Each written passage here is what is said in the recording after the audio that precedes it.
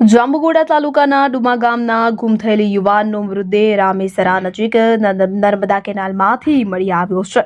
હત્યા થઈ હોવાની શંકા પરિવારજનોએ લગાવી છે. ત્યારે ડુમા ગામનો રહેવાસી સુરેશ રમણ બારિયા 6 દિવસથી ગુમ હતો કે જેનો મૃતદેહ કોથળામાંથી બાંધેલી હાલતમાં હાલોલ તાલુકાના રામેસરા ગામ નજીક નર્મદાની મુખ્ય કેનાલમાંથી મળી આવ્યો કે જેની જાણ હાલ પોલીસે થતા નાયબ પોલીસ અધ્યક્ષ તથા પીઆઈ પોલીસ કાફલા સાથે ઘટના સ્થળે દોડી આવ્યા હતા. પોલીસ તપાસમાં મૃતક જાંબુઘોડા તાલુકાના ડુમા ગામનો હોવાનું જણાઈ આવતા હાલોલ પોલીસે મૃતકના પરિવારજનનો સંપર્ક કર્યો હતો અને મૃતકના મૃતદેહને પોસ્ટમોર્ટમ અર્થે ખસેડ્યો હતો. પોલીસે પરિવારજનોના નિવેદન લઈ ડુમા ગામના 4 થી 5 જેટલા ઈસમોની અટકાયત કરી મૃતકની હત્યા અંગે તપાસ ચલાવી રહ્યા છે. જો શું કહી રહ્યા છે મૃતકના પરિવાર.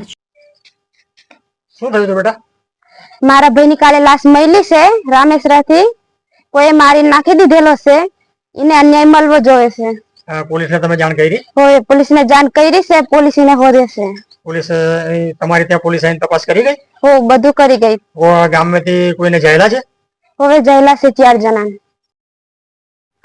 ગામ ડુમાના સુરેશભાઈ રમણભાઈ તારીખ 13/2/2025 ના રોજ આજથી 5 દિવસ પહેલા ગુમ થઈ ગયેલા હતા.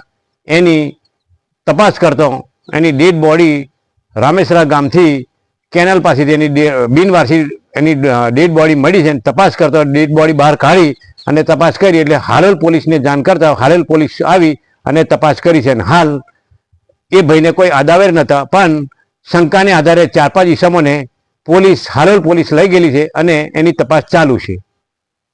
એમને હત્યા થયેલી છે કે આત્મહત્યા કરેલી છે? ના, એની હત્યા થયેલી છે. 100% હત્યા થયેલી છે અને હત્યાના હિસાબે એને શંકાને આધારે 5 માણસોને શંકાને હિસાબે લઈ ગયેલા છે. તપાસ ચાલુ છે. અને મારું નામ નટુભાઈ જલુભાઈ બારિયા.